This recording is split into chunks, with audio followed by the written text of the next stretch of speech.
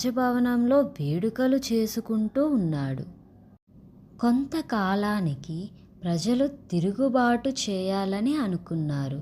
కానీ వాళ్లకు రాజుపై ఇంకా కొంచెం భయం, గౌరవం ఉండటంతో మౌనంగా బాధపడుతున్నారు.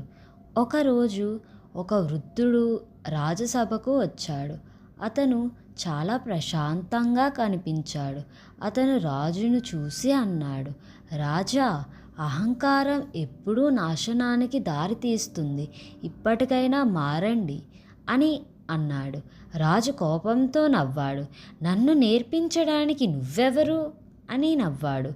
వృద్ధుడు మెల్లగా చెప్పాడు, కాలం మీకు నేర్పిస్తుంది మహారాజా అని చెప్పి వెళ్ళిపోయాడు. కొన్ని రోజుల్లో పరిస్థితి మరింత దారుణంగా మారింది. పంటలు పూర్తిగా నాశనం అయ్యాయి. ప్రజలు ఆకలితో బాధపడుతున్నారు. వాళ్ళు చివరకు రాజభవనానికి వచ్చి సహాయం